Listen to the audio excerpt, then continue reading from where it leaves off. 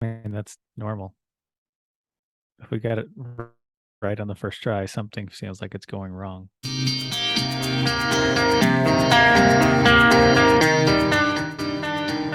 Welcome to Everyone Racers, a show designed for the world of low-dollar racing and oddball car culture.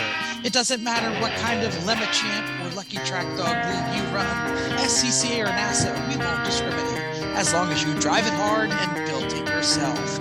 Join us each week for tech discussions, tips, tricks, news and notes in the world of amateur endurance racing, and whether it's on the spot, hella sweet, or we're lucky enough, and Chrissy gives us just the tip, we're sure you'll giggle a little and learn even less. Everyone report to the paddock. Chris says, this is Chris first. This is Chrissy. Oh, there is no Jeff. There is no Jeff. No. And I am mental. And we are Everyone Racers. Welcome to another small block episode.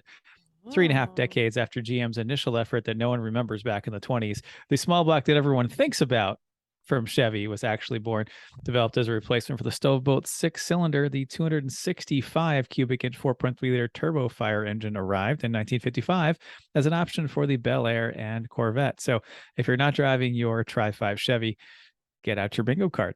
Woo. Why not? Yeah. You never know if you win. And you get nothing. But a hearty handshake and attaboy and maybe some swag when we see you. Or maybe we'll mail you something. Who knows? I don't know. Whatever. Anyway, it's time for what you're working on. Mental. What are you working on? Just got back from California. We had a 4-day weekend because government stuff. So Thursday went out to LA for Luftkult, which that's showing up in everybody's things. Jeff was talking about how excited he was in TikTok. He ignored apparently the 100 photos I put up on our Instagram stories. And while we're out there, it was just a whole lot of other Porsche air-cooled culture type stuff. So we got to go on the professor run from the episode of Porsche Road Trip where they talk about that. Just a really good time with a bunch of really laid back gearhead folks.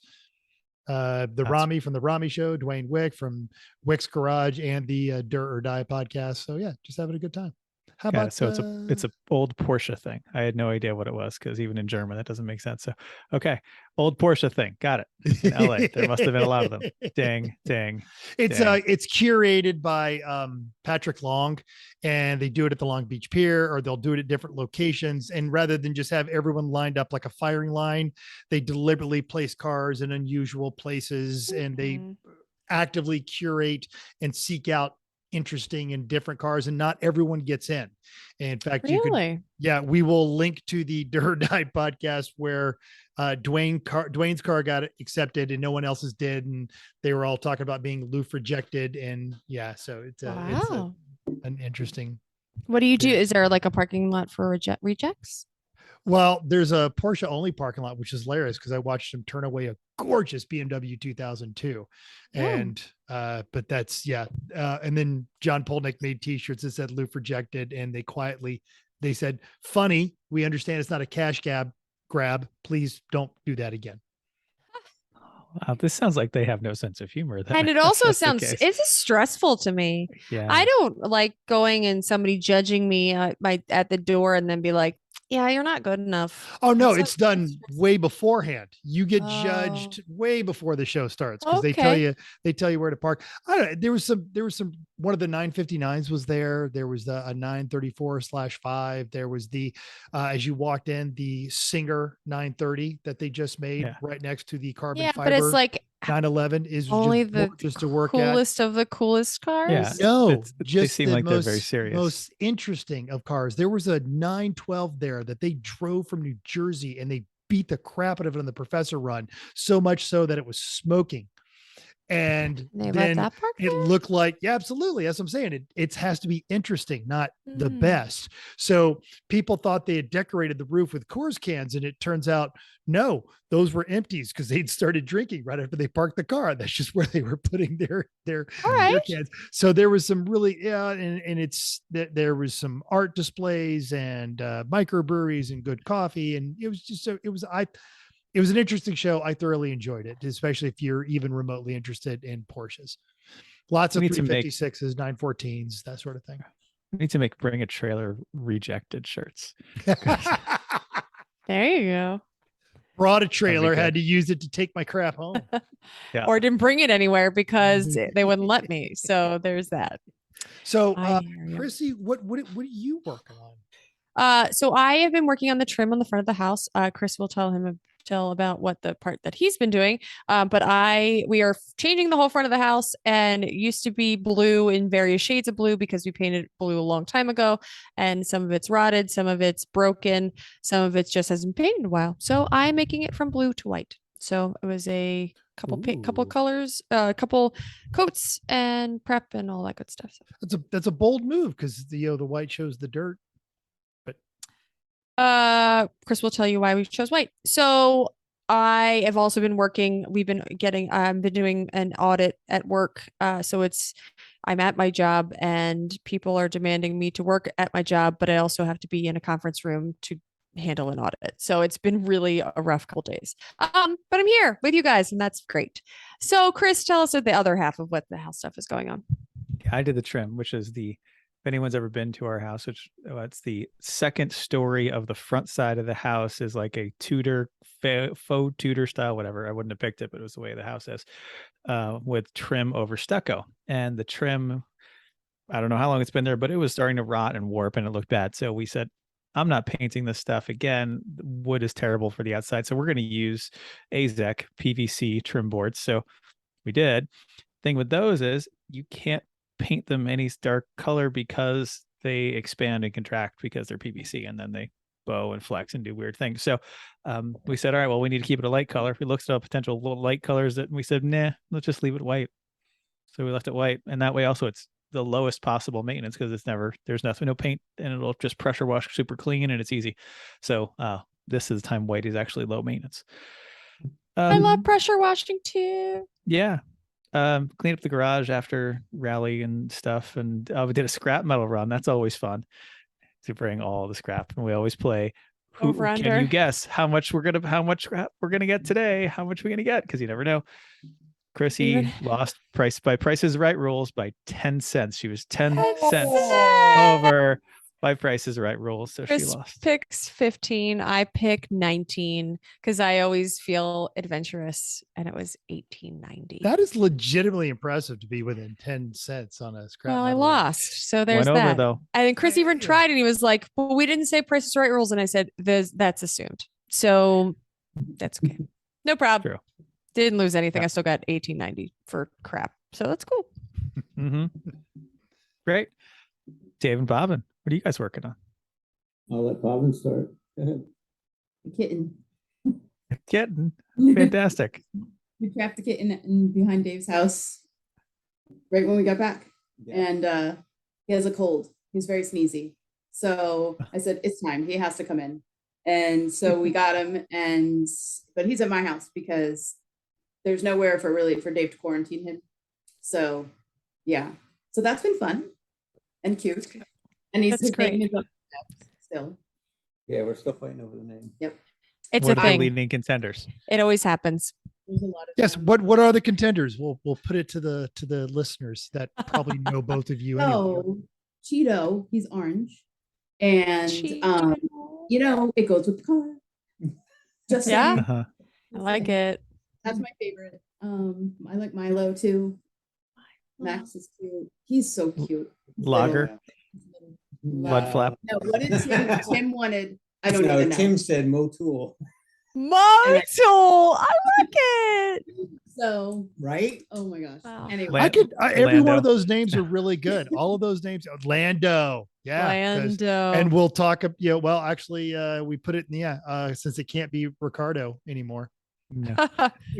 Nobody picks that so anyway. I think I should have naming rights though, because I'm the one, because I've taken him to the vet twice. He got diarrhea from the medication. And I had to clean all that up. And he peed on Julia's bed, so I had to clean that up. And so I should totally have naming rights. How old? He's about 13 weeks old. Yeah. Oh, I'm 13. getting him back. Oh my Yeah. gosh. Yeah. Facebook. The cutest. Well, Dave, remember as you're deciding this that as we discussed during the rally, Bobbin is always correct. Always You are correct. occasionally correct. So, Yeah. But you know, even when you're occasionally correct, I'm still right. Right. yes. Yeah, we determined that. That was agreed upon. Good. Excellent. Oh, wow. So Sounds I've been starting race prep for New Hampshire. Good idea. Yeah, That's a well, thing. getting ready for the rally kind of put all that stuff off of it because Absolutely. I had to do quite a bit of work on the rally car. There was just things that could have just sent it, but I didn't feel like fixing on the side of the road. Yeah. Yeah. Yep. Especially because Don't know anything some about others that. you might know. I Right? mean, Yeah, but don't you're know what already you're on the talking side of about. the road, so you just could have done that, but that's fine. No, I they mean- ate chips. Yeah. I requested the chips actually. I was like, Yep. well, we have apples. Chrissy goes, no. Has to be chips. Apples. No, it's gonna be chips. Well, what does the Cressida need before New Hampshire? Curious. Not much. Routine maintenance brakes because now we finally got ST43s in.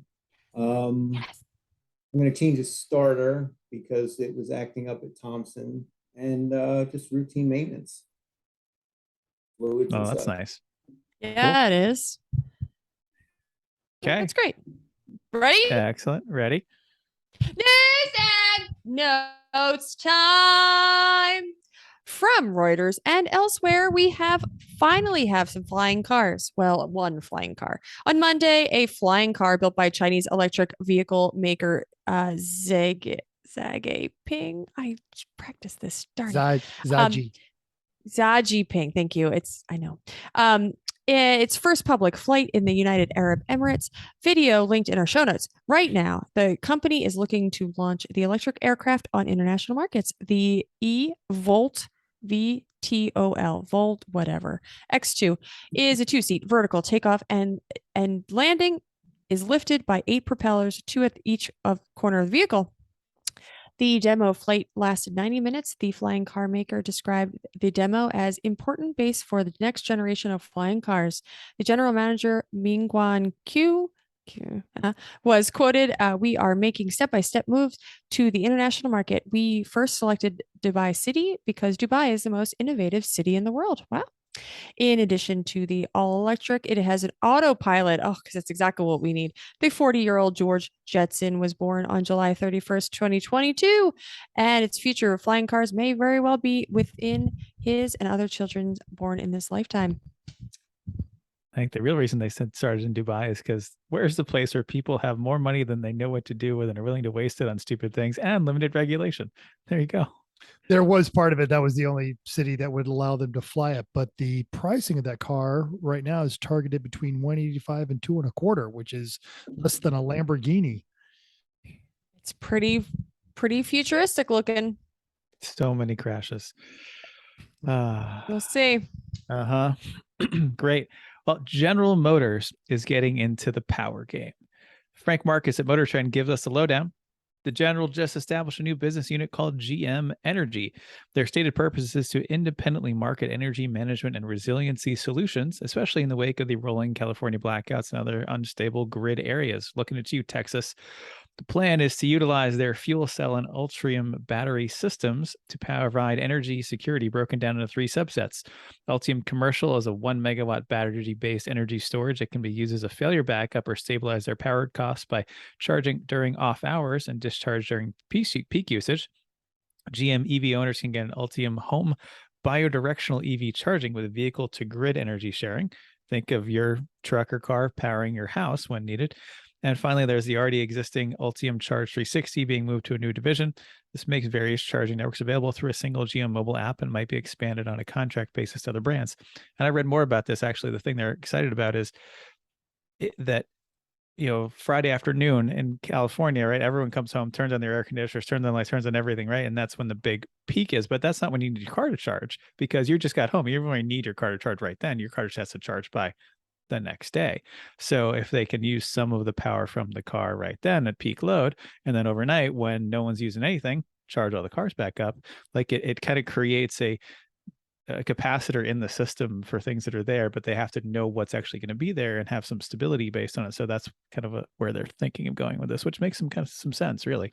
And the same thing with that, the commercial holistically. unit. Yeah, the commercial unit, you could charge it up overnight when power is at low demand usage. And then the next day when you need to run your business, you could use that unit to try and stabilize your power cost and lessen the demand on the grid. These are the weird solutions that are going to have to get figured out in the next 15 years. Yeah. And finally, The Fastest Woman on Earth will stream starting on October 20th on HBO Max. This documentary follows the legendary gearhead, fabricator, and racer Jessie Combs during her 7-year quest to break the land speed racing record. If you haven't seen the trailer, you should. It shows archive footage from her previous attempts, interviews with her family, her friends, her teammates, along with some very honest interviews of Combs herself. A link is in our notes. And if you watch it, don't get at least a little tingle, you're probably listening to the wrong podcast. Angel Sergeev at motor1.com has the story about the story. Jessie Combs passed away in August of 2019 after a tragic accident in the Alvord Desert during a land speed record attempt. She was attempting to beat her previous record of 398 miles per hour, which she had set herself in 2013. And after her death, the Guinness Book of World Records officialized her achievements for officiated her achievements posthumously because she reached 522.7 miles an hour. Great lady. Mm-hmm. It is. It is. Now, I put this picture in here and failed to actually assign it to anyone, but that's okay. Tell us about it. You got it, Mental. Yeah, exactly. So you guys know we love Racing Junk. We do. They don't pay us. I mean, we hang out. They email us. They give us pens. We got to do some stuff at their booth at PRI. And we actually got offered a free membership after we'd already bought one. But that's the thing. So right now, they're giving you the same offer that we got, which is a yearly club membership, and it's only $29.95. And you can link to that. That'll be in our show notes. It will give you 5 ad placements, $65 worth of ad upgrades, 50 photos per ad, a free video in every ad.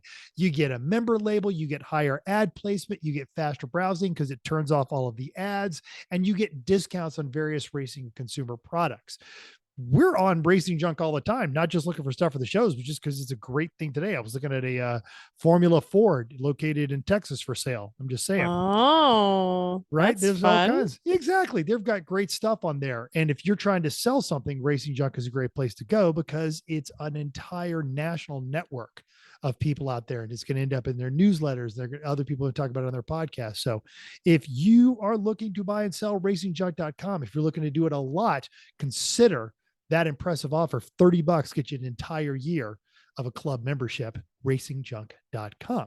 Totally worth it. You spend more crap on for $30 than Racing Junk with no ads. Come Seriously, on.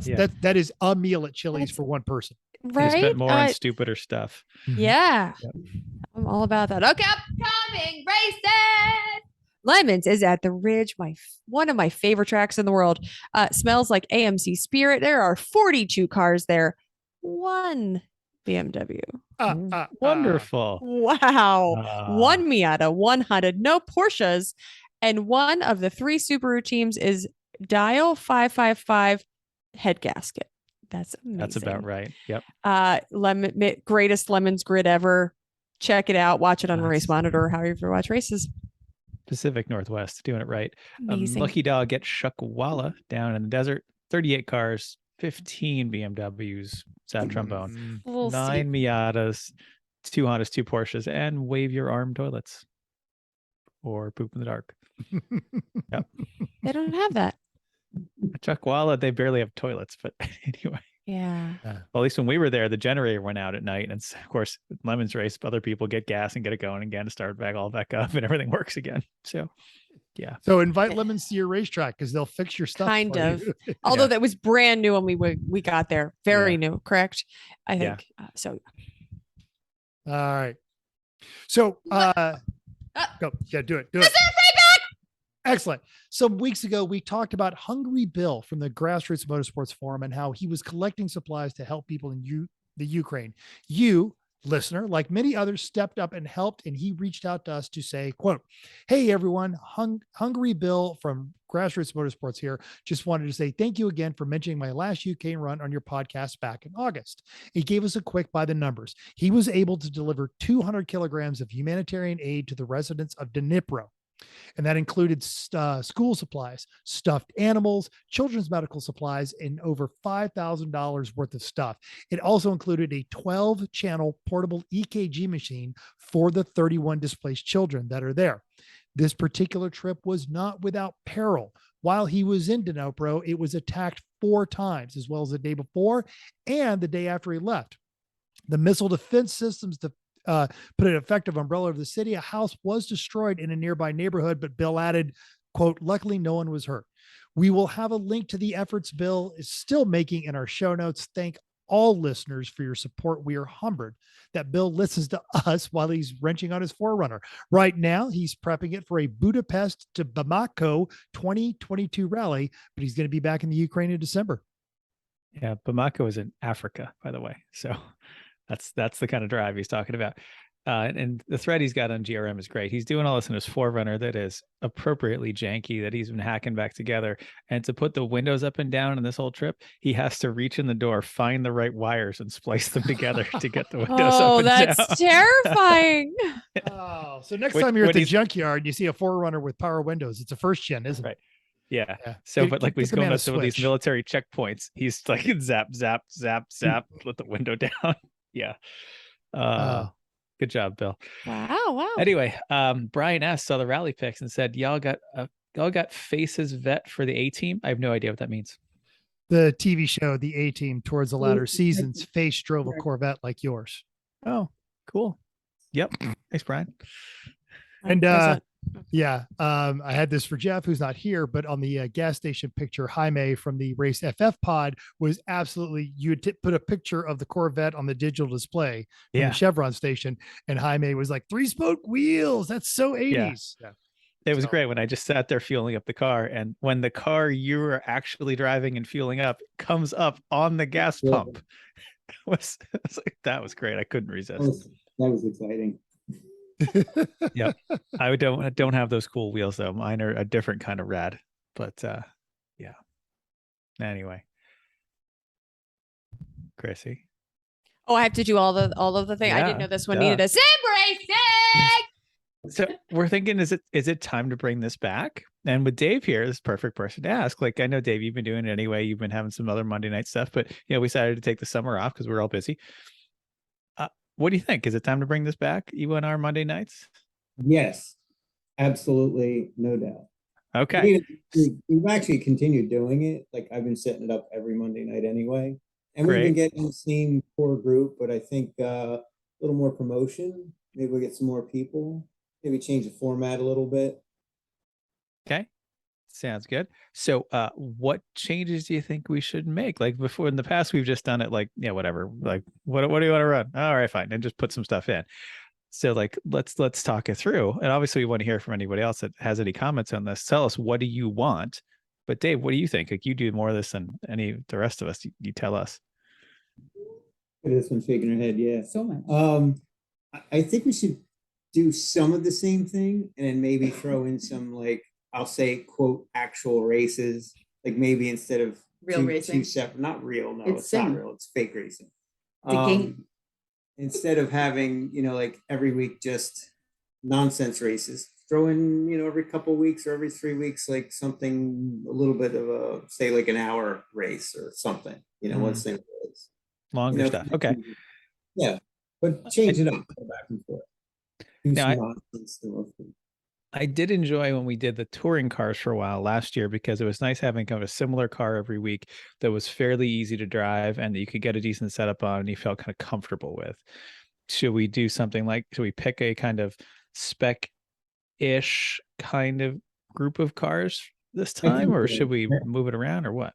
No, I think we move it around a little bit, but like instead of setting up races with 7 different cars, when you have like a dozen people, it's, a couple guys racing together here and a few others racing there. I think when everybody's in the same class or the same car or similar cars, that the racing's actually better. Yeah. It's a little Yeah, more you're not at acceptable. Monza with a silver crown and a dirt modified and Right. a touring car and Right. yeah. And a legend, right. Yeah. In a Formula E. Yeah. Yeah. All right. So I but think then there's some all right, discussion in there for sure. let's give that a try, but let's also then occasionally have the ridiculous things like Oh, absolutely. sprint cars with the jump at Irwindale just because it's hilarious to watch. Okay. These at Crandon or something like that, All right. Those are always right. fun. Mental, what do you think? Any chance we'll actually see you in the next couple of months on one of these? My rig's been disassembled. I'm not even sure I still have an iRacing subscription. It's in one corner. I know it's in one corner of the house. All right. I'm not gonna say you won't. I'm just not gonna obligate myself saying you will, because then I don't make it, and I don't like being a liar. We always have the Black Friday specials for renewals. Just keep aware of that. Totally got him not less than twice, at least for his birthday, Christmas, or something. Because despite your taste in boyfriends, you're smart. I am always right. Yeah. Good. All right. Well, if there's anything you guys want to see or might make you more likely to attend or anything like that, tell us. Have open all ears. Really have zero qualms about doing anything with it. Excellent. They could even go into the Discord if they've already run with us. Go into the Discord and put some comments in there too. Some of the guys that have already run with us that are already in the Discord. The ones that, the regulars, they should, have a good firm voice. Absolutely. Great. Yeah. If anyone forgets, we're usually this Monday at 9 and 10 p.m. Eastern, and it's called E1R, and the password is SD43. Simple enough. You gave it out. That's okay. If they're listening, they can go. We're just keeps the 14-year-olds that are going to just go exactly. Everyone knows it's SD43. Yeah. I know. You know who else's iRacing subscription is expired? That would be amazing. Chrissy's mom. Yeah. Hello, Chrissy's mom. She hasn't driven. Yeah. I saw Chrissy's dad today. He dropped off a bucket that Chrissy loaned him full of birds. It was full of bird seed. Yeah, free bucket is back. Also, the other thing, we went to Harbor Freight the other day when we were out. We our big day did. What did you buy? I bought a dual bevel compound miter saw, 12-inch blade. Oh my gosh. Ridiculous saw.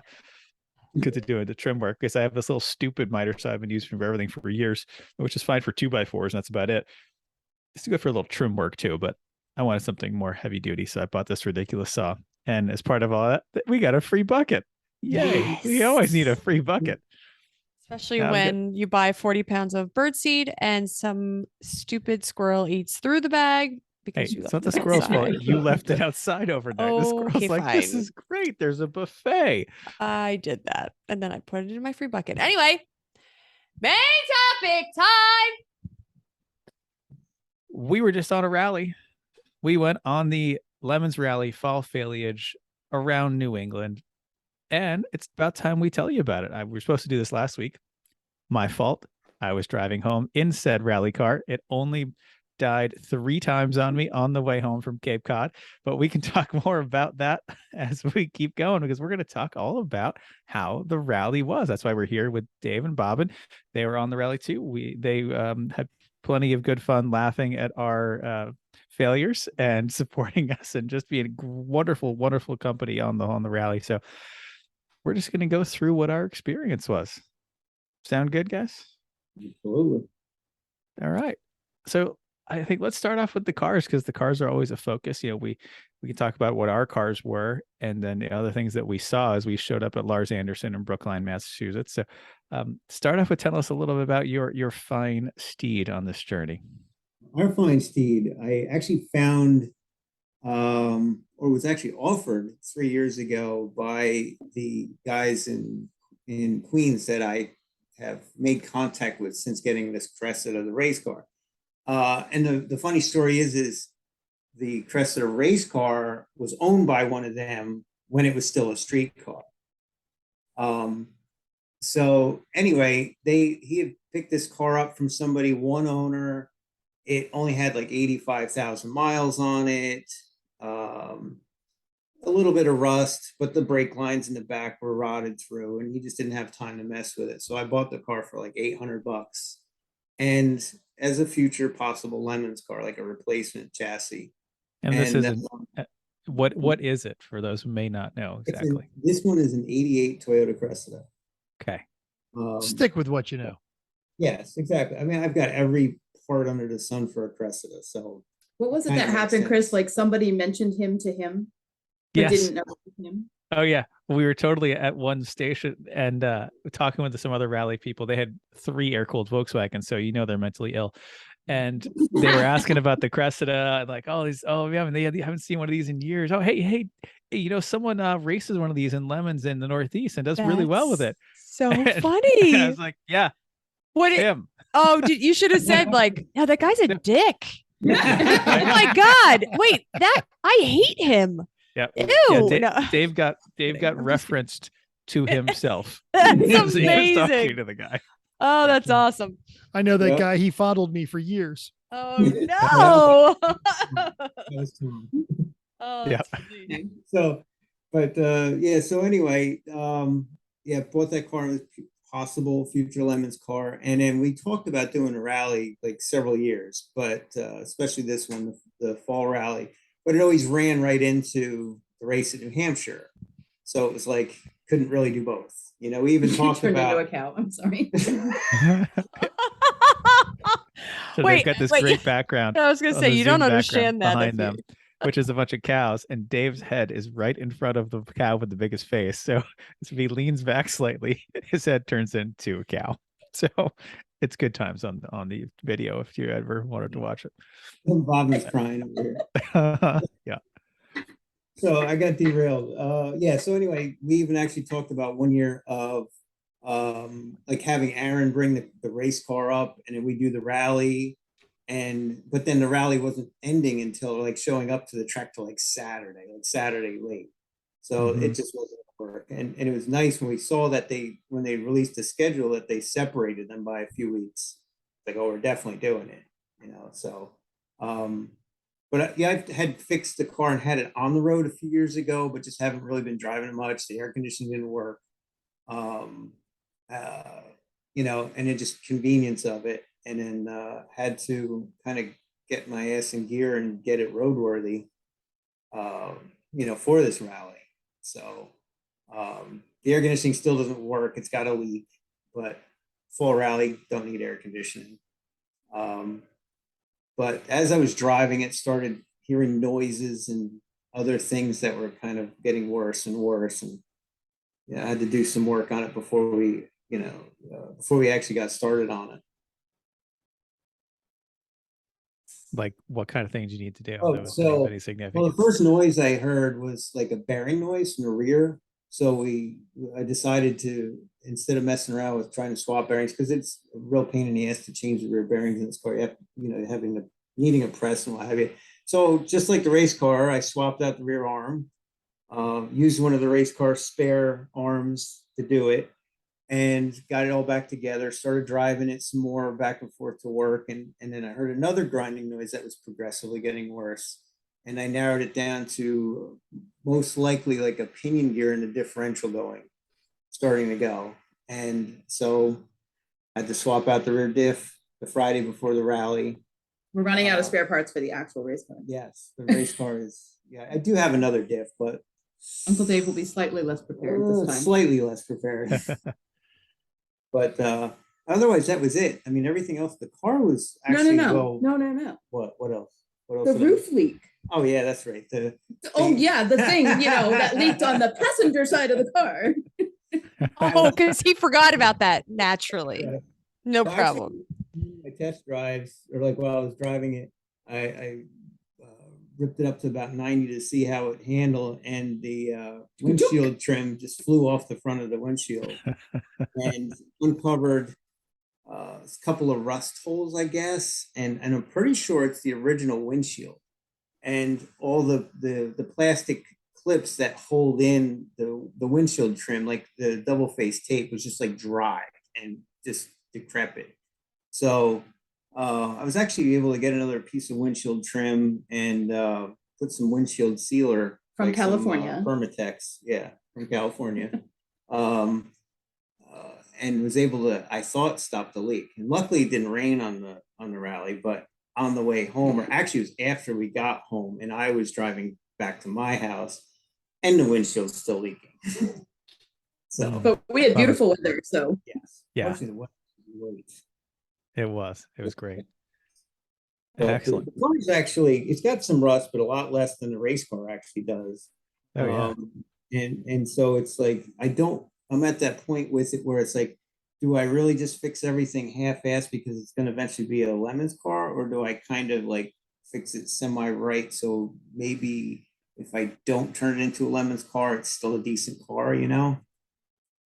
So it's a good driver. I mean, the car runs like a yeah. And for those that aren't familiar with Cressidas, this is a 2.8 liter double overhead cam straight six. This is an automatic transmission. This is a luxury suspension. We'll put it that way, because going through corners, it was funny. In the Corvette, it's just zips through corners. And watching in the rearview mirror, this thing just lean on its door handles, and Bobbin falls over into Dave in the corner. Or vice versa. Yeah, No problem. And she's over here saying, I'm going to get sick if we keep doing this. I'm going to get sick if we try to do it. Maybe so. yeah, that was mostly when we were behind you guys, Chris. He's like, oh, I can do that. I can keep up. Yeah. Sure. Yeah, I forgot, because really that's the one thing the Corvette does well, is go around corners, and I just don't even think of it. And I look in the mirror and see the Cressida hustle, and said, "Oh, okay, hang on. Nice. That's I got to nice. slow down a little bit." I was having a good time. It wasn't bothering me a bit. Good. No, not. All right. Yeah, and I so wouldn't. Paul, right. So I was there with my friend Paul. We've known each other since high school. This car was his dad's originally. Dad bought it brand new. It's 84 Corvette, 4+3 transmission, Z51 suspension, red with tan. It's been a guy put so much work into this car in the last year and change. You've heard me talk about it on the show many, many times. I got it as good as I knew how to get it at this point. I'd even driven it a 200-mile round trip, and you heard of what happened on the little extra show last time about getting it up to the Cape. Well, it was dying as progressively with throttle, with more throttle, it would die. And that amount of throttle got down to like just off idle until you let it cool off for 5 minutes. And then you'd buy yourself half an hour. So that was a problem. I loaded the parts cannon when I was at the Cape for the night before. And, so Thursday night, I'm out in the driveway in the dark with a headlamp, just putting parts in. I started off with the ignition system thinking, well, that could be it, coil or ignition module, because General Motors. So I'd gotten those, and I took apart the distributor cap. And as soon as I did, I was looking, it's like, what is that thing in the top of the rotor? Turns out the button in the center of the distributor cap that goes from the coil, to all the other cylinders had broken in half, and bottom was rattling around in the top of the rotor. So fortunately, GM HEI distributor is available at every local flap. So it's 7:58 p.m. The local AutoZone had one for $18. So got that in, said, well, hopefully that's it. Let's see how it goes. Left the next morning at 4:30, headed out, and it was running wonderfully as I went and picked Paul up, and had to sit in all kinds of ridiculous traffic because there was an accident on 93 North going into Boston, even though I left the Cape at 4:45 in the morning. But at that time in the morning, it was nice and cool. The car was great, had overdrive engaged, had 80s rock music on, and it was rocking out. And at the time, and picked Paul up, and we made it to Lars Anderson in Boston. And I don't know, there was a lot of interesting stuff there. What do you guys remember that you saw that you thought was of note when we were there? Man, there was so many cars. Yeah, there were like 45, I think, finally ended up making it. Like that. And I don't know, I think there was, of course, when I saw the Econoline van with the roof cut off, and I'm like, well, that I think we're done. I think I don't know. I guess you get max points for like a convertible, permanent convertible or something. Yeah.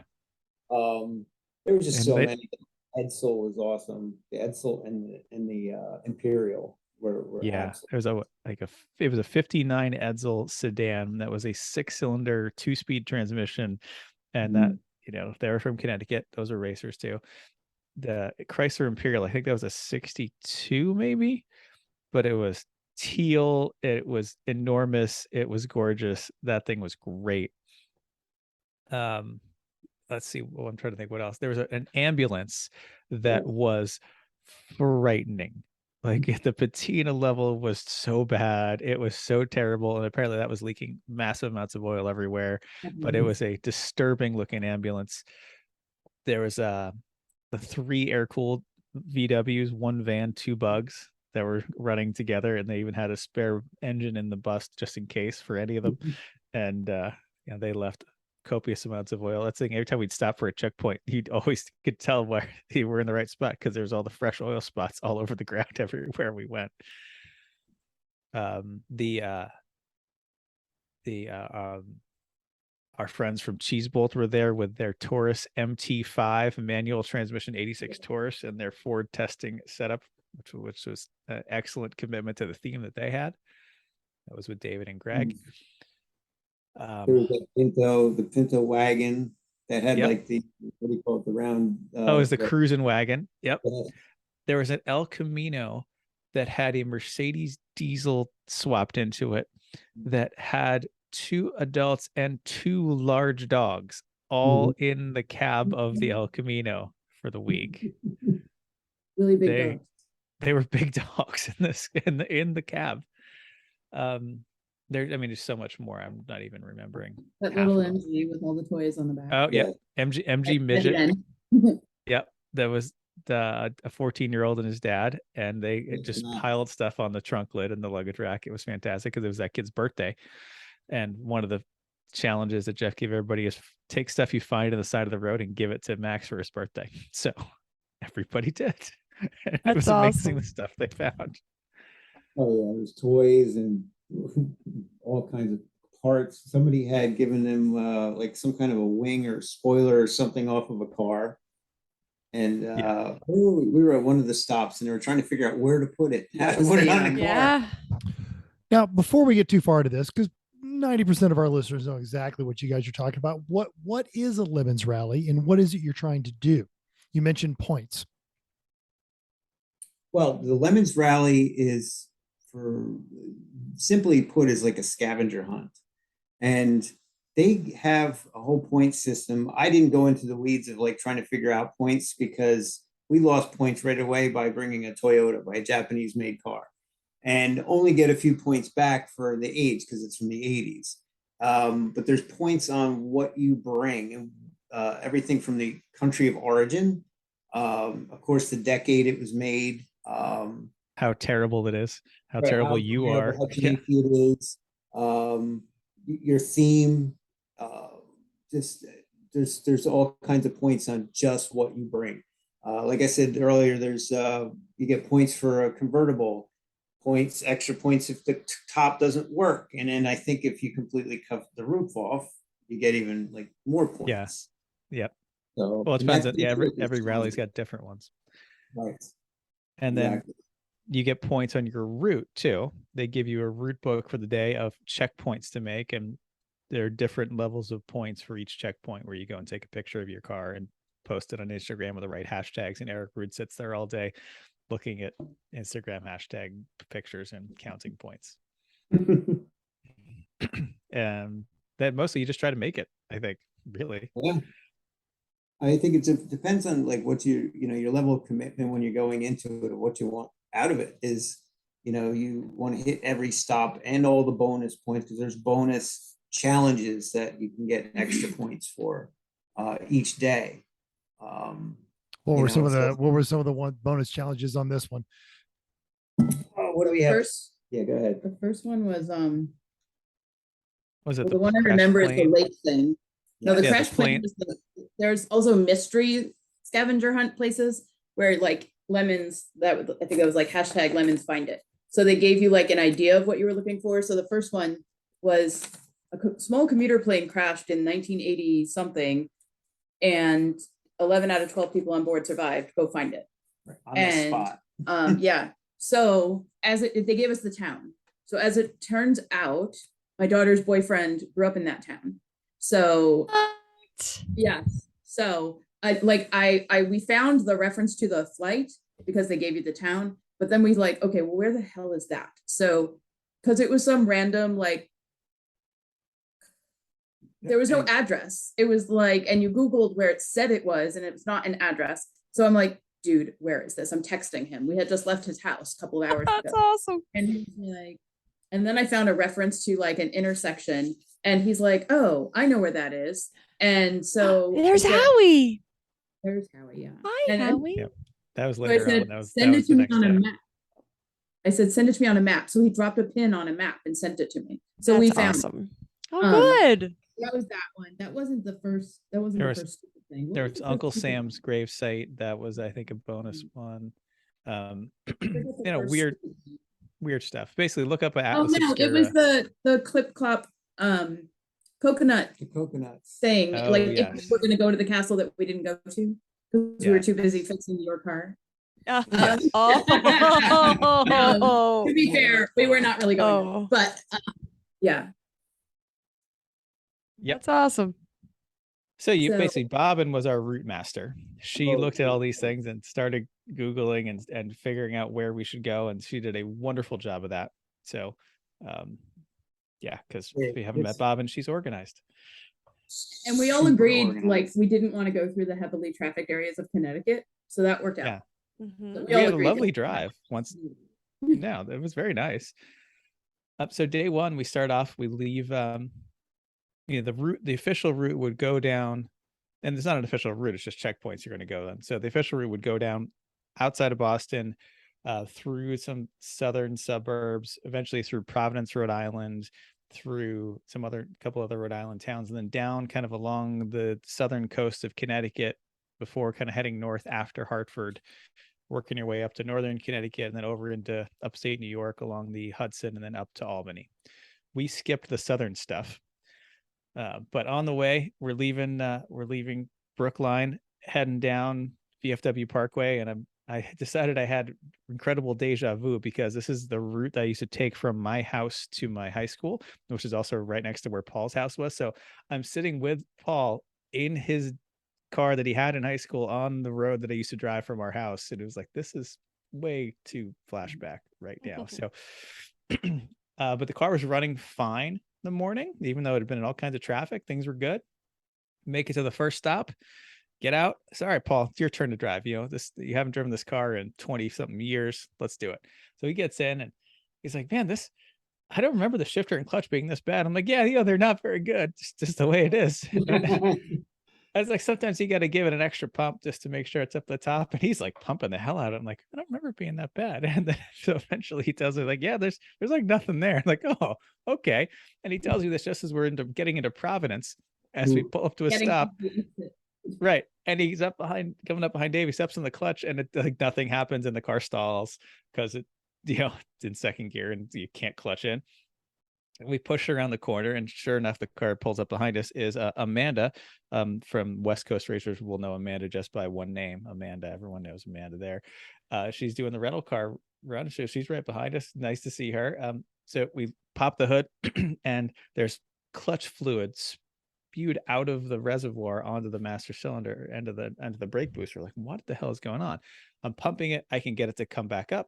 It's okay. We keep going because we're on the side of the road in the middle of Providence. So we get our couple checkpoints. We're nursing it along, and it's okay. Then we stop for lunch, and as soon as we stop for lunch, I get out of the car. I reach over, hit the door lock, close the door, and I said, "Oh no," because I had locked the keys in the car in the ignition because all our other cars have fobs. I'll tell you before you can't even get out of the car without telling you that the key's still in the car. Right. Like, I And should there's just some signal. yeah. So nope, keys in the ignition, locked them in. It's great. So yeah, so Dave and Bob were getting gas. I texted them, yeah, lock the keys in the car. Here's where we're having lunch. So fortunately, Paul had his AAA card. So we called AAA, and while we had lunch, we waited for AAA. Eventually, a very nice young gentleman came, and he was very careful about opening the car up. I've never seen the thing he used. It was this little inflatable bag that goes between the window and the car, and you pump it up, and that is what gently pushes the window out. Like, I'm used to these wedges they just put in there and hammer down, and they don't care. This kid was very gentle with this, and you got the long stiff rod in there. Yeah, he did.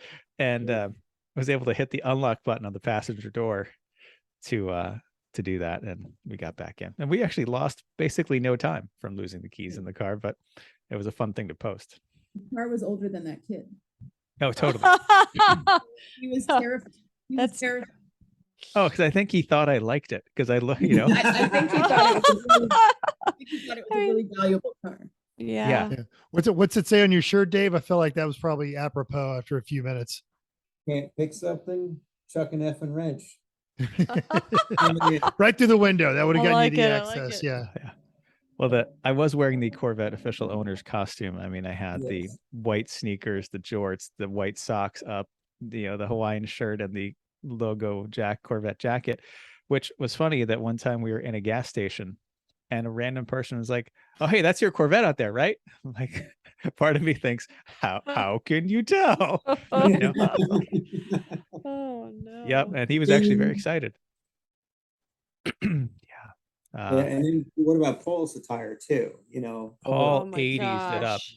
He had the first day he had on these multi neon color short shorts and incredible And like a fanny bag. Yep, ski jacket. Yeah, I think that was day 2. He brought the fanny pack out, the neon orange fanny pack.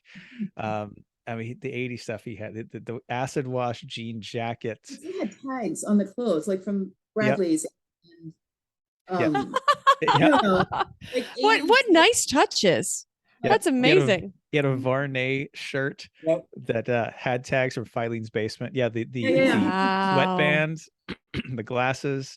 Yeah, he brought, did a great job. Glow sticks were in the little bag. in this fanny pack. Yeah, I think Yeah. I had that jacket in high school. I think Not someone surprised. bought that My for mom me for Christmas once. too. Yeah. Yeah. So they did a great job. Paul did a great job with the theming. He even found a Paul vintage brought the party. 1986 Barry the Bears shirt from when the Pats and Bears played in the Super Bowl. Yeah, Lost. good stuff. And And he oh, had like terribly. 80s video game t-shirts like Donkey Kong and Super Mario, but Oh, yeah, like from Duck Hunt the one. 80s, like the Yep. old yeah. Duck Hunt. Oh my god, that was so funny.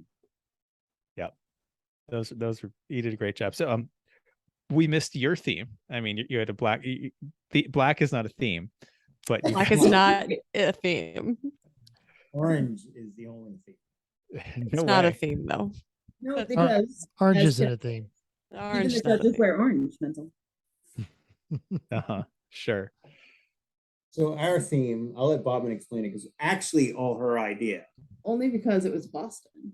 So that's Be a Man Mafia. So there's this self-created comedian / TikToker or whatever. So you want me to explain, but now you're going to explain it. So I'll correct you. Be a It's man.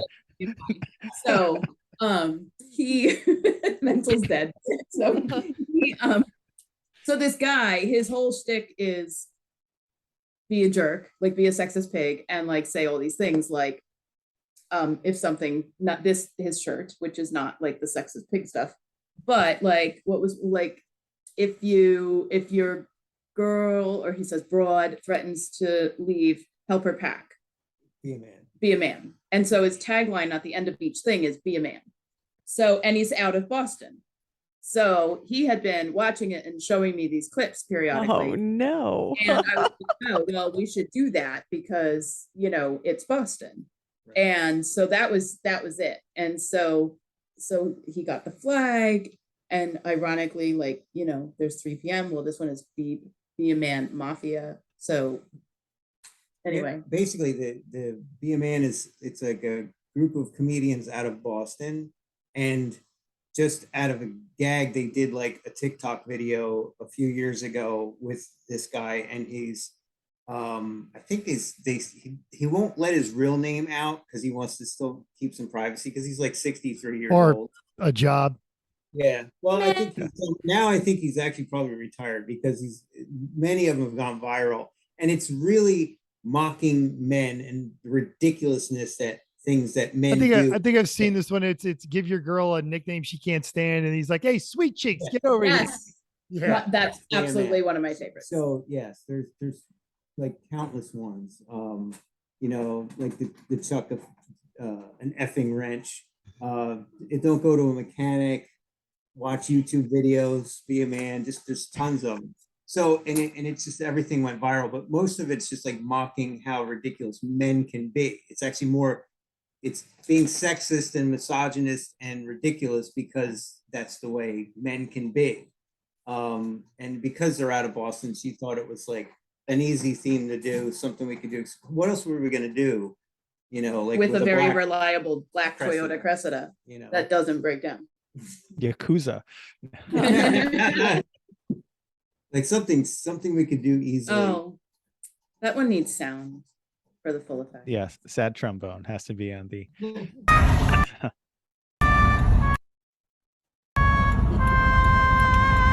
Yeah, that's a video from the Cressida of the Corvette gradually coasting to a stop on the side of the road.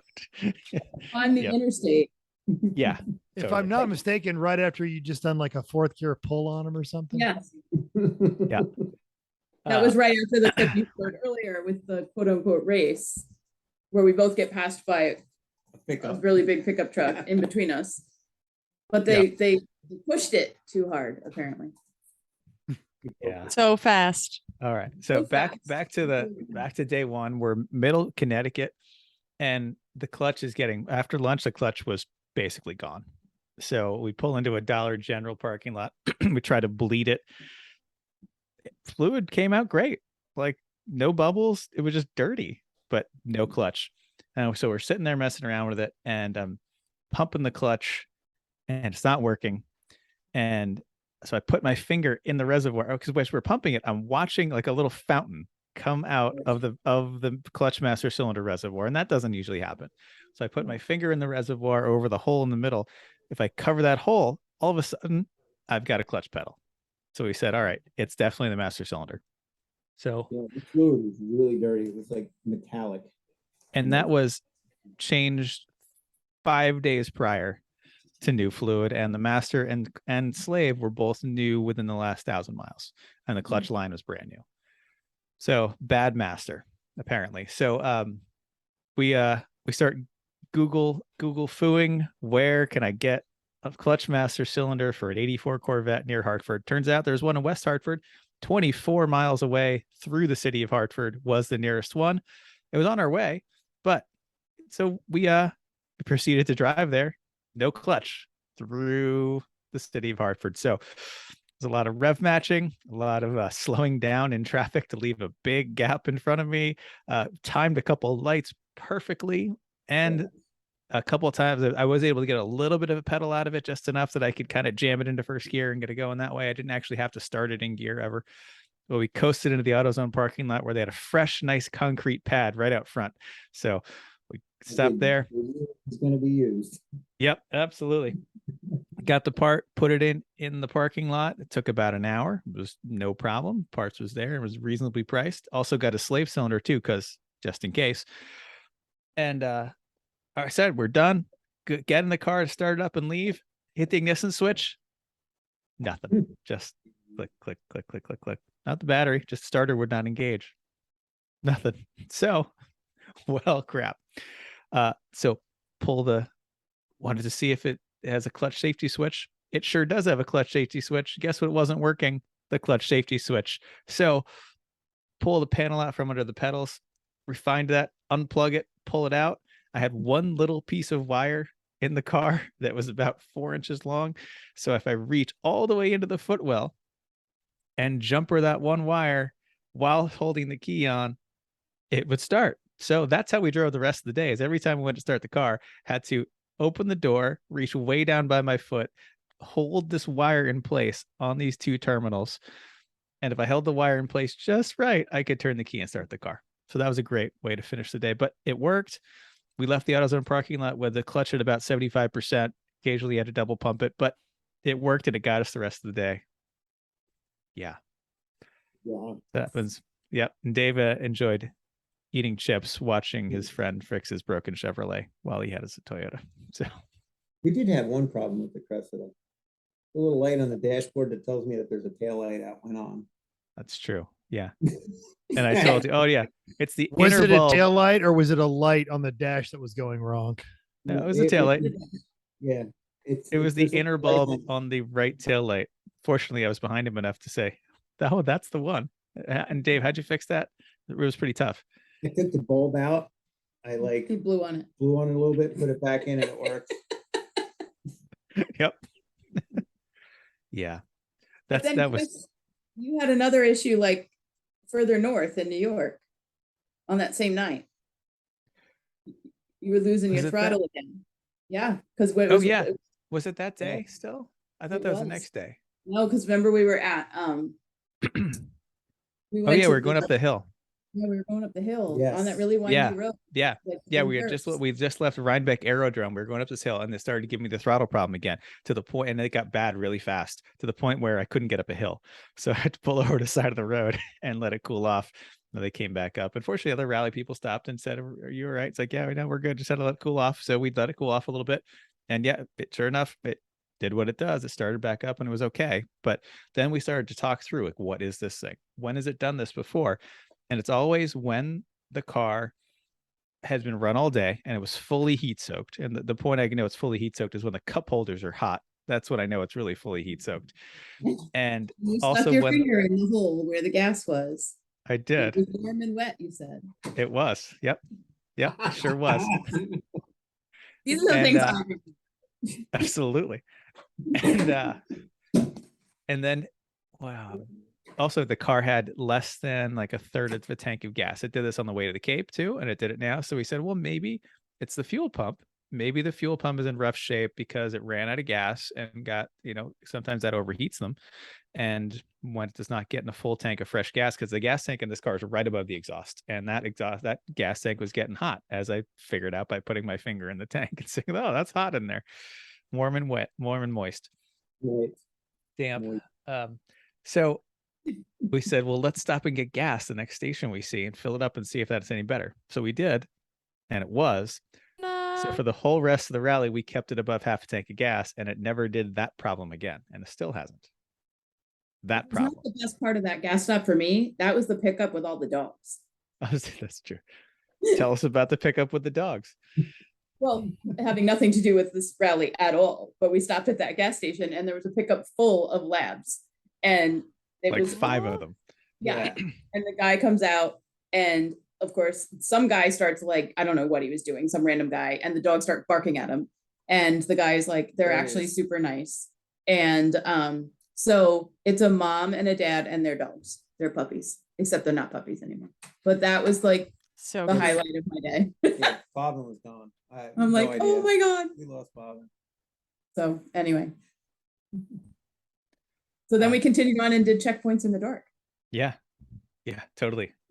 Absolutely in the dark. Got to the hotel, cleaned up, went over to the end of day meeting point where there weren't that many people here. There wasn't actually a very good place to meet. There wasn't really any room anywhere. Like we could see some other people, ralliers there.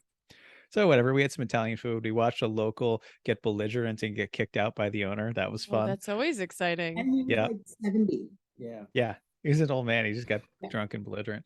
And the old man owner was throwing his ass out. Yeah. It was fun.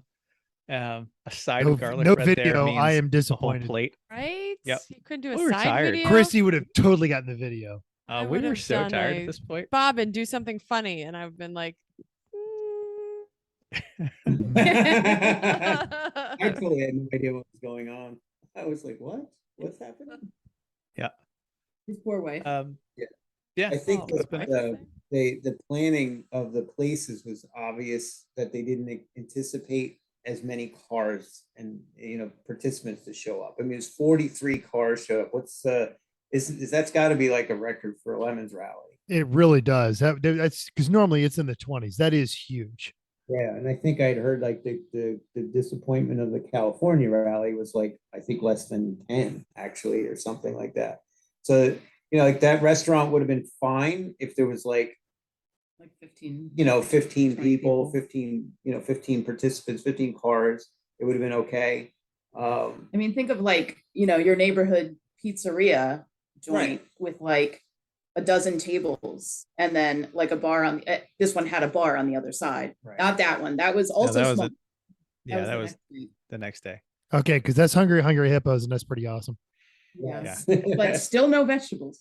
So Yeah. All right. Chrissy, So I thought about you a lot. That's I so actually funny and sad. we listened to that podcast on our way up there. Yeah. And which I guess was actually 2 weeks ago.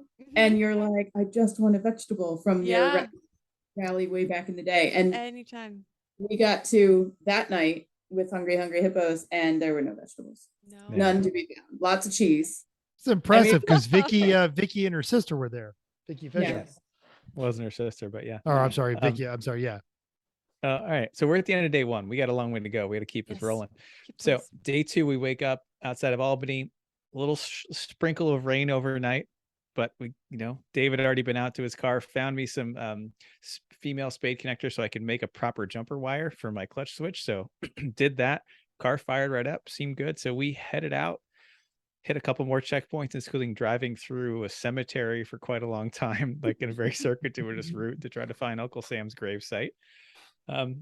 Any other checkpoints that stand out early on day two for you guys? The mountain man that wasn't, but the mountain man that moved. That was one. That was like a trickle. The waterfalls that wasn't. That's true. Yeah, it was a big waterfall, and it was like a garden hose on it, basically. Aww. But we made it there. And then the bridge that wasn't until we found the right one. The wrong bridge, right? Yeah, that was at the end of the day. We picked we got the wrong 1800s bridge, but eventually we found the right one, or 1900s, 19th century, whatever it was. Early suspension bridge. And there was a bunch of actually nice bridges that we had, but that day took us all the way through upstate New York, but out into the woods and the Adirondacks, going past Speculator and Long Lake. Actually, when we were at Speculator, we stopped. Yes, that was the Little Route 66. But yeah, Little Route 66, which is not the best part of that. No, that's what I was getting to. A Little Route 66 is a couple of sheds, like decorated like Route 66 stuff that's in like the back lot of a park in Speculator. But it was a very nice little town on the lake. And then they had public bathrooms. That's one spot. So we're going over there. And right up front of the public bathrooms were these two shiny, nice C7 Grand Sport Corvettes. So of course we park not too far away. And we go to the bathroom, and while I'm in there, Dave, you can describe what Paul did, because I was in the bathroom when he did this. So actually, as I was pulling up, you were parked like a few little bit of ways from those two Corvettes, and I yelled out the window, I'm like, you need to park over in the Corvette parking. Yeah. And so when I got out of the car, the one woman was giving me like this like dirty look, like, who the F are you? But you guys are in the bathrooms, and Paul just in his complete head to toe 80s, very neon that day. Very neon. Fanny pack, everything. Fanny pack, everything. I mean, goes over and is complimenting them on their cars, and in typical like Corvette owner fashion, like, yeah, we just had a nice roll down Route 10, and it was just hysterical. I was crying. I was laughing so hard at just how nonchalant Paul just walked up to them. Is ridiculously. This is one of only 2,000 red Corvettes produced in the month of March in 1984 with tan interior, but no sports seats. No. That was my highlight of the day, honestly. And honestly, like then at the end of the day, when Chris discovers that while he was fixing, what were you fixing? Something else. You then disconnected the door lock. Oh yeah, you were fixing the window. It stopped going up. Yeah, at the end of the day, the window stopped going up. At the hotel next to another fancy Corvette. Yes. Yeah, a new C8. Of course, we parked next to that when we saw it in the parking lot. So, and then that guy comes out, and he's thinking about not banging the door. Yeah, I didn't have to think about this banging my door. And I was like, no, I wouldn't do that to a fellow Corvette owner. How could I? It's like the let's just say he didn't park in the same spot when he came back. Oh my goodness. Yeah, but I later on that day, after we were up in like Lake Placid area, which is beautiful. I actually knew where I was going and some of that stuff, which was nice. But a wonderful drive up there, and that's when the passenger side window that had been working great because that's us with the C8 Corvette owner. That's great. The passenger side window stuck down. Like I could feel it working with the switch. If I put my finger down to the door a little bit, it would go up a little and down a little. So it wasn't a wiring problem. It was jammed. So at the hotel, after we'd stopped at the supermarket and grabbed a few beers, we're sitting in the parking lot, and I've taken the whole door apart to figure out why. It turns out there was a bolt as part of the motor that had kind of moved a little bit, and the door piece had caught under it, so it couldn't go anywhere. So we got the window up, but we just couldn't put it all the way down ever again. I still have to fix that. Anyway, during doing this, I neglected to hook up the door lock latch again. So at this point, we can only unlock that door with the key, or the alarm goes off. It's fine. The other stuff doesn't work. So after we set the alarm off in the parking lot and had that guy next to us, yeah. And then we went to the meetup for that night was an arcade bar. So they had a bunch of vintage arcade games and just bar food. So we had fried cheese curds and Lots of All vegetables. the cheese. pizza. Yeah. It was tomato on the pizza, I think. Oh, good. No. That's a fruit. That doesn't count. Sauce. Yes. I mean, I think Yeah. fruits and vegetables are like the same thing. You just want something that didn't have a parent or didn't Grow in a Yeah. lab. So but they had hungry hippos on this one table that we were at. So of course we played that. But I forgot to say that this is when a new problem cropped up in the Corvette this day. So we're going along in the morning. We're just in a back road. At 50 We're miles at an it. hour We're in like, fourth I've gear. lost count. How many problems is this? Yeah, Oh. a lot. So driving along at 50, like cool morning, no temperature worries. The car all of a sudden just shuts off. Electrical's all still there. Dash is all still there. Everything's all still there, but just, no, not going to run. So Strange. that's what happened in the sad trombone video. Yes, that's what And happened in the Paul- sad trombone video. Paul couldn't. No, Paul. Well, I hadn't perfected the technique yet to be able to describe it to someone in the other seat who's not used to this kind of thing happening. But when I was driving, like, all right, that's weird. I stepped on the clutch. I cycled the key. I was trying to start it. It wasn't going. I eventually, gave it some gas, and it kind of coughed and fired up and revved up. Okay, so I kept driving. We didn't even stop. We kept rolling the whole time. So it ended up doing it 3 times that day. Once was on the way to dinner. Yep. This was the next day, man. On the side of the highway. I only had the one video. I'm sorry. Yep, that's okay. So it started to do that, and it did it twice more on day 3, and it did it 4 times to be on the way home from Cape Cod. So, but by the end of the time when I did it on the way home, I was on 422, even really close. I figured out the technique of cycle the key a couple of times. Like once it happens, clutch in so you get the maximum coasting, cycle the key a few times, and then floor the gas, hit the ignition, or you don't even have to hit the ignition. You just pop the clutch again, make the car spin itself back up, keep your foot on the gas, and eventually it'll kind of cough itself to life and keep going. So at this point, I'm convinced it's the fuel pump. I think it got hurt when it ran out of gas and is subject to overheating and not working particularly well. And when the fuel gets hot and the pump is hot, it's all not working well. I think it quits, it gives up. It's But then you also cycle it, it'll almost work. 50 years old. The fuel pump? No, it is was put in July of last year and has Oh, okay. Never had mind. 1,000 miles on it before we left. And it was in Delphi pump, which is the OEM pump. But these older design pumps don't take well to being run out of gas. No, So- they use fuel for cooling. Yes. Yeah. So, and because this Big tank deal is here in Las very- Vegas. Yeah, the tank is very broad but short. So even if it has a quarter tank, that might be 2 or 3 inches of gas in the bottom of the tank. So it's not really covering the pump anymore at that point. And again, with the exhaust right under it, it heats up a lot. So that's what I think it is. I have another pump. That's what we're going to try before I drive it around again. But anyway, enough about the Corvette's problems. Day 3. What did you guys think of day 3? Day 3. The drive was beautiful. Started in Plattsburgh, and we started at we took the ferry across Okay. Champlain. That was beautiful. Yeah. It was nice, crisp fall morning. It was like perfect weather. It's pretty windy on the lake. Like the ferry is moving around a little bit. Mm-hmm. Yeah. It was beautiful. I mean, the scenery was beautiful. I had a great time because I was just taking pictures out the window. and we drove through As I do. through Montpelier and Barre, Vermont, and over to New Hampshire to Lincoln, and then across the Kankamagas Highway, and which was moderately touristy this time of year. It wasn't Also, too that bad. might be the most northeastern name I've ever heard in my life. Kankamagas Highway. Yeah. Yeah, that's the correct way to say it. Most people don't know that one. We do that right, but yeah, that's on the ferry on the lake.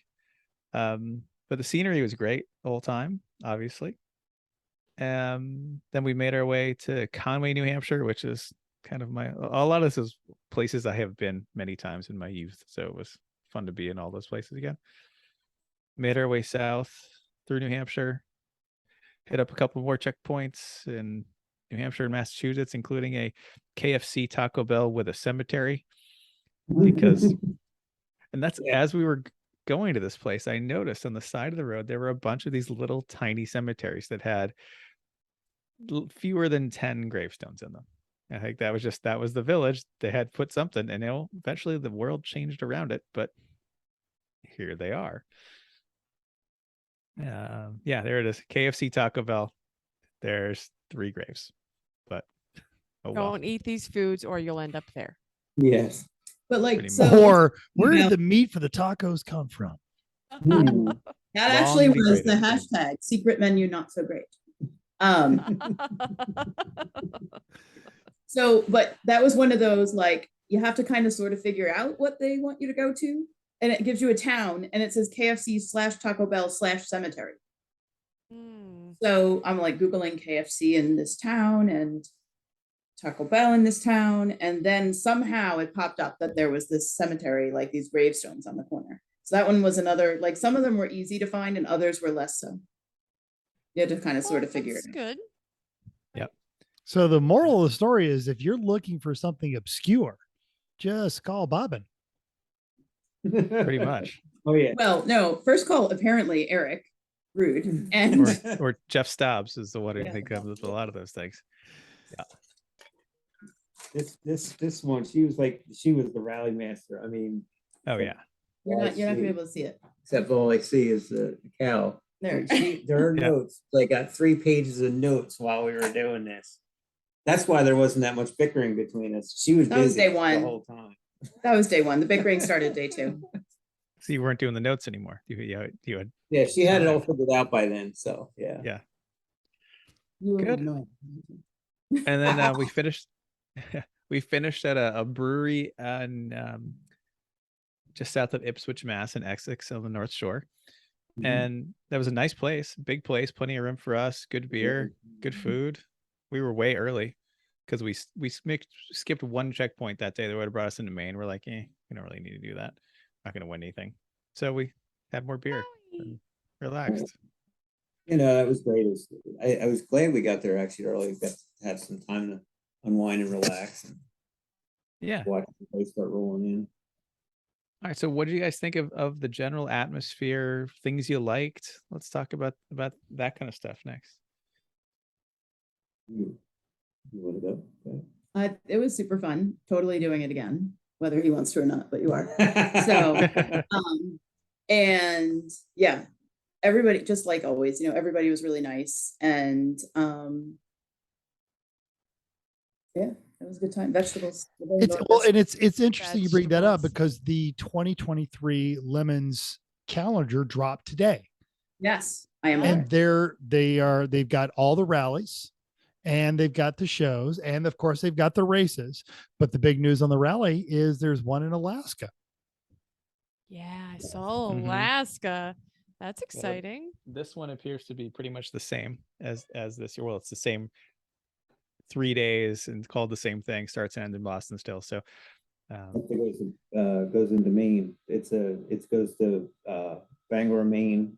It's like Bangor, Maine to Bangor, Maine. Yes, it's a loop, is what it says right on the schedule. So They're redoing the banger to banger rally. That's fantastic. yes, well, similar. I think that one was a longer one that went. Didn't that one go like around the Great Lakes or something? that was But- Great Lakes mistake. Well, Yeah. anyway, Anyway.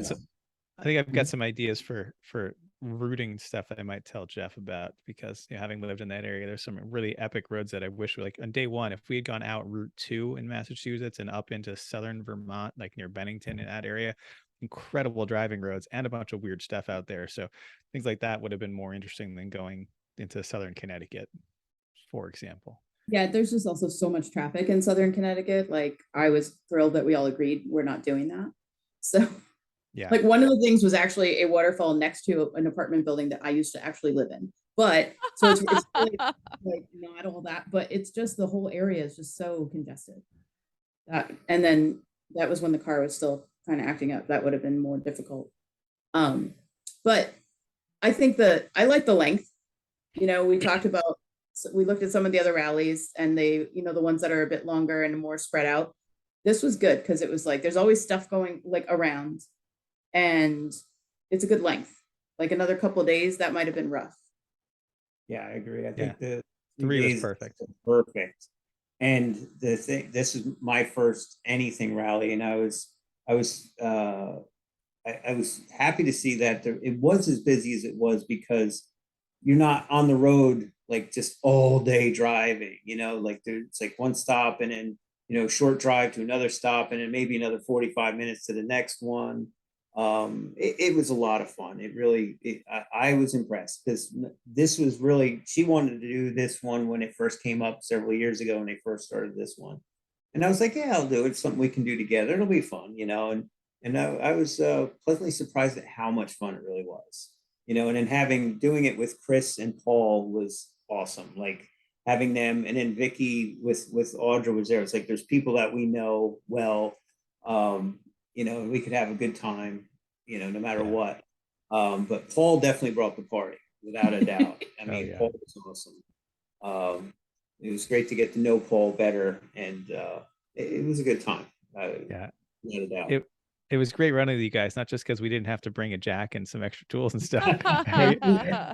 Right. No, just to have someone to bounce ideas off of, to be there for support for, because these are crappy cars, so who knows what goes wrong. Just to have someone to share the experience with is fun. And so I agree, it was a great time. And having the radios, the car to car walkie talkies, was great, so we could hassle each other and talk through the whole time as needed. So would highly recommend that. We used to use CBs back in the day, but now having the race car radios, it's like, well, this is way easier. We'll just do that. So yeah, that worked out great. Yeah, I think the only disappointment I had coming from other rallies was that I used to really enjoy the end of the day. Everyone got to the end of the day hotel, and it would just be a parking lot party. Everyone hanging around their cars, having some drinks, getting some food, hanging out there, talking about the day.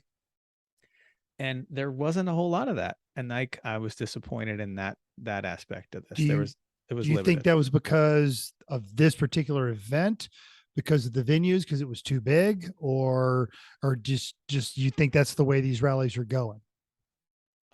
It might be option 2, but also I think had to do with, it was this time of year, so it was dark earlier and cold earlier. And I think there were a number of people spread out that weren't at the event, the recommended hotel, because some of them were a little pricier and some of them were, people could do better, and there's no like incentive to be there. They just say, hey, here's a hotel. And I was hoping that it was going to be like the old rallies of old, where pretty much everybody was at the hotel, and the parking lot parties were really wonderful. Like, we had such a good time with those. Like, that was almost the best part of it. And it was a couple of years ago, but I did the one with Donnie, and it was that way. It was the parking lot, and I didn't even say parties. It was just a parking lot, sit around, stare at cars, and drink beer, which is really a perfect party for all of us. Yeah. We all love that kind of stuff. Just to talk about the day, like, well, what problems did you guys have? What did you run into? Like that was always interesting before, and I missed that. The only thing we really had, like, talk with one night in Plattsburgh, we ended up talking to these 2 guys that had a Cutlass Sierra, and while the guy with the E21 BMW was doing a clutch slave cylinder in the parking lot. But like, that was like the extent of it. That also gives you some context of who goes with what car, especially with a crowd that's this big. If you're standing out next to people's cars, you're like, oh, is this yours? Like, you kind of put a face with the name with the car kind of thing, if you had that. Like I brought a folding table and chairs thinking it would just be kind of hanging out by the car and Yeah. making food. Never came out of the trunk. Oh, that's Okay. a shame. I think a lot of it had to do with the time of year with all the leaf peepers, you know, the people up there for the sightseeing. And then there was a lot of people that signed up late, because I understand that most of those 40 cars signed up within the last like week and a half. And a lot of the hotels were full because it's a busy time of the year up there. So I know Bill Fisher said that like he couldn't get rooms at one of them. I forget which one. It might have been the second night, because they were all full. And I also think the meetup spots weren't there. So they were sort of encouraging you to go to the quote meetup spot. So Yeah. I think the second night, I think people did that. They went Yeah. like to the arcade. At one point was like pretty much all rally people. Yeah, and it was packed, but that was nice. We actually did get to see a lot of people and talk to a lot of people, and that Whereas was the night nice. before, that was not really an option. And we were a little Yeah. bit later, but it wasn't even set up that way. Like you couldn't, like Yeah. that Italian place The was not restaurant really was the full. way, like Right. set up in the way that would work. Yeah. But if I That was my- may, I'm Please. sorry. Go ahead. Finish, Chris. I said that was my only real disappointment. Like I would have liked to have more of that going on, to meet more people. That like I ended up obviously talking with Dave and Bobbin a lot, but then also like Greg and Dave from Cheese Bowl, just like we know those guys and they're nice guys. We already talked to them, or there's talking to Vicky and Amanda, people we already kind of knew because it was easy to gravitate them because we didn't have time to kind of meet more people. Mm-hmm. So, but what I'm hearing is you'd still do another one, just not this car. And Yeah. Bobbin and Dave absolutely going to do another one, probably the same car because yours worked. As it does. I think the car broke the exact right amount for Paul to have the appropriate rally experience. Because if it didn't ever break, like you're missing, it's like, Jeff's thing. Well, you went on safari. How was it? Well, the hippo flipped my boat and the elephant trampled my tent and I got chased by a lion and a monkey stole my lunch. Well, you saw a monkey, you saw a hippo, you saw an elephant, right? That's more what it was. And it wasn't that bad because everything we fixed, we got everywhere we're going to go.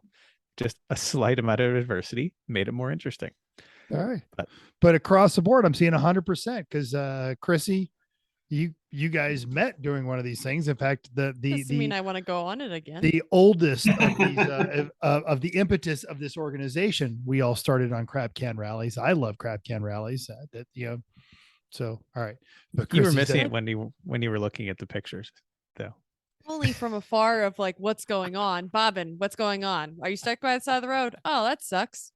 Yeah, because I was feeling jealous until right now. Right? Let me just go eat some chips and I could just hang out here.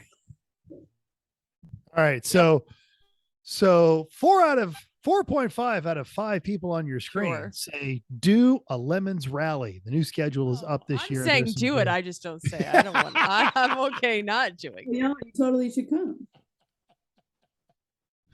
Maybe not in that time. Yeah. Last rally Chrissy did was in the NSX. That was a little. Yeah. Great. That was fantastic. You in the NSX. All day. Mazda still street legal, right? I'm sorry? Is the Mazda street legal? Yes. Yes. Yeah. I mean, we'd want to. I think you'd rather drive the Corvette than the Mazda. I mean, I 3 love on a driving the rally. Mazda. It's just a little rough. It's just a little thin. There's I mean, it's lovely to drive, but getting You wouldn't it worry out about of the Mazda cage- getting you there, but no. No, just getting it out of the cage, and it's not a nice place to be for 300 miles a day. It's just In not traffic, not stuck a little behind loud. trucks. Yeah. loud. Yep, hot.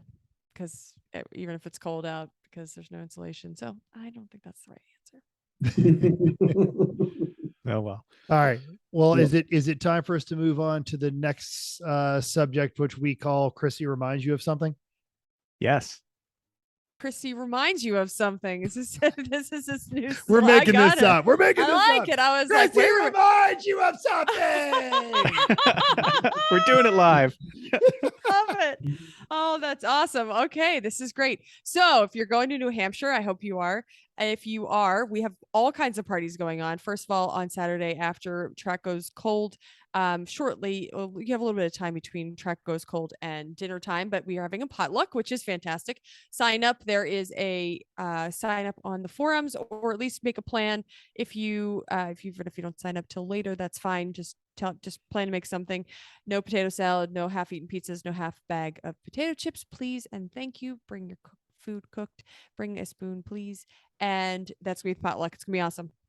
As usual, bring your stuff and bring your team. So we're also doing a bring the back of your liquor cabinet party. We've talked about this a few times, but if you, what better way to celebrate the 16-year of Lemons is when you were a 16-year-old going into the back of your liquor cabinet to find all of the gross stuff that your parents wouldn't notice that you drank.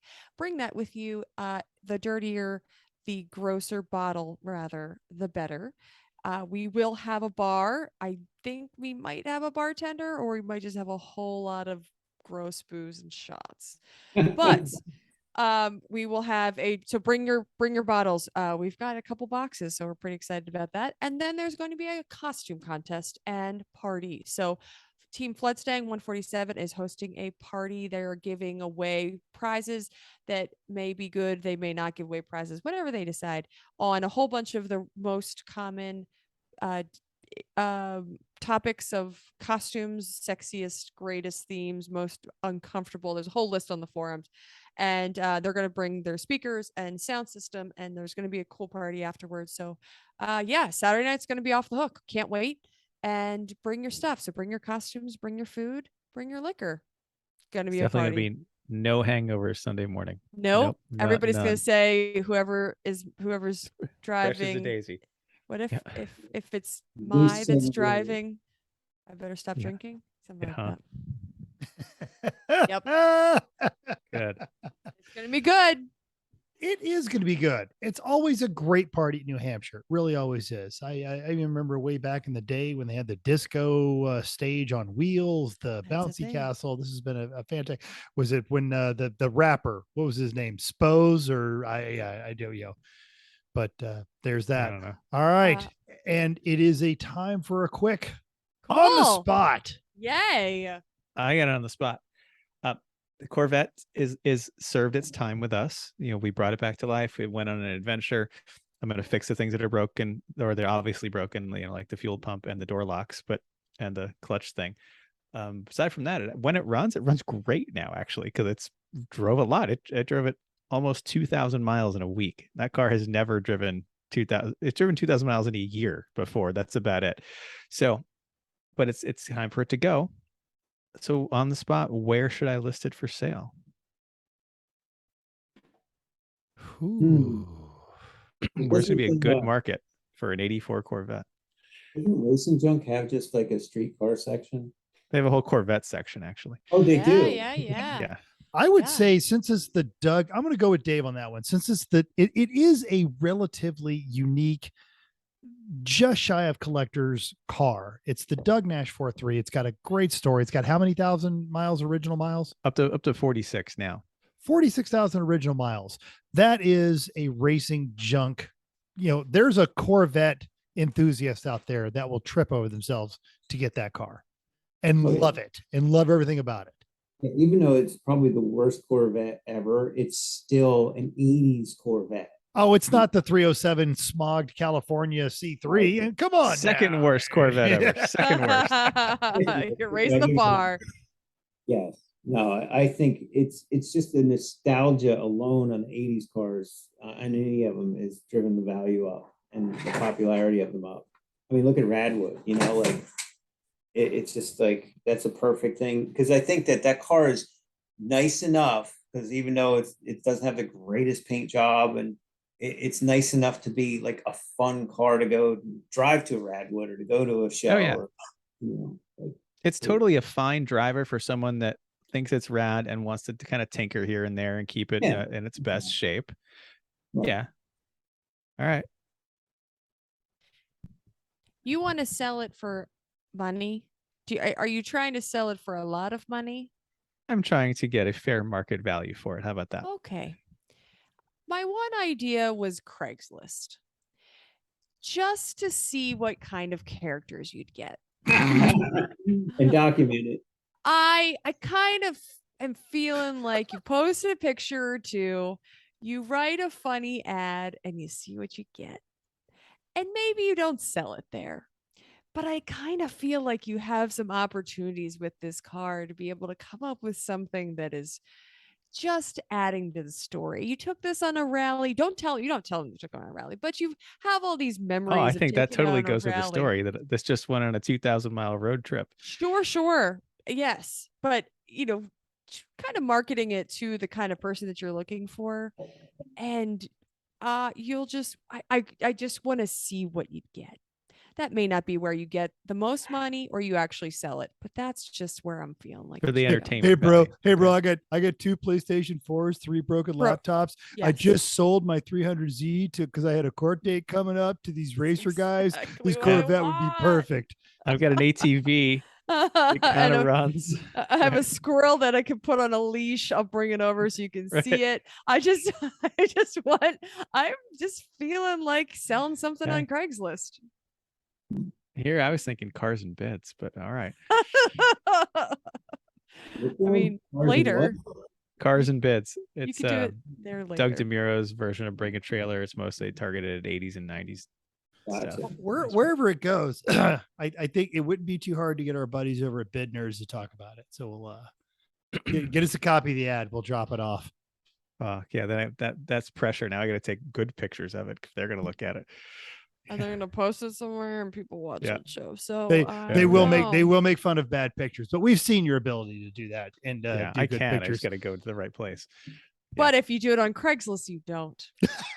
No, well then I just take a picture in the dark. Yep. That's about right. Yep. Like, And then just like a tail light. if you Half the even car, right? extra bonus points if you get something interesting in the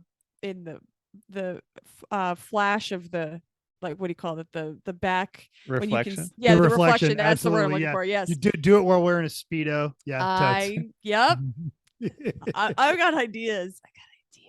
You should do a bingo card just for this. Yes. The Craigslist kind of bingo. You get offered interested broken in your Corvette. PlayStations. You get offered broken laptops. The middle, the super bonus, like the Scrabble triple word score is squirrel on a leash. It's the center square. The center square is someone offers you 1/3 of the asking price as the only thing they say in the response, with no punctuation and no capitalization. $200. one DOLLORS dollars. Oh, all right. Oh, this is awesome. This is fantastic. What do you think, Chris? Where should Chris list the Corvette? Tell us in the comments. Tell us at everyone.racers. Tell us on the Instagram. Tell us on Facebooks. Where should Chris list the Corvette? Because it has done its thing. Bobbin, thank you so much for joining us and keeping Dave out of trouble. Dave, they'll see you in a couple of weeks. So if you guys both in a couple of weeks. Yeah, that's true. Absolutely. Bobbin, do you want us to give out your Instagram or not so much? Yeah, that's fine. Okay. All right. So you can follow Bobbin. You can see all of her great photos that she took at Bobbin SP on Instagram. So it's at BOBBINSP at Instagram. Also check out her stuff. She'll post a bunch of things to the 3-Pedal Mafia page on Facebook after the Halloween Hoopty Fest. She does a great job taking pictures. I've used several of them for my profile on Facebook, but I'm not saying that out loud. In the meantime, thank you for downloading us. I don't have a speaker because I'm not Jeff, and it's okay because Jeff is a speaker and it never works anyway. We hope you enjoyed this week's edition of Everyone Racers. We hope you will join us in the world of driving, racing, and building and rallying, because everyone can be a racer, even you. If you've enjoyed this podcast, subscribe. If you enjoy listening to it, send it to a friend, see if they like it. It's totally free. Then go to iTunes and give us a 5-star rating, because that's how they promote it. Do the same thing on Google Podcasts or on Spotify or wherever you're getting your podcasts. Even if you hate us, give us 5 stars and then tell us why. If you've got any questions, show ideas, drop us a comment on our Facebook page, Everyone Racers, or email us at everyone.racers@gmail.com. You can still text us at 484-243-0455. Find us on the Instagram, the Twitter at everyone.racers. Of course, we're on YouTube. and Facebook under that name. And we're even on Reddit at /E1R, which I will be uploading all of my picks from the recent Luft cult. We got kicked off of TikTok. We're still not sure why, but we blame Jeff. Thanks again for week. Keep the shiny side up. Unless it's an 84 Disco Corvette, you're going to need to crawl up underneath it anyway. Then just keep the wheels down.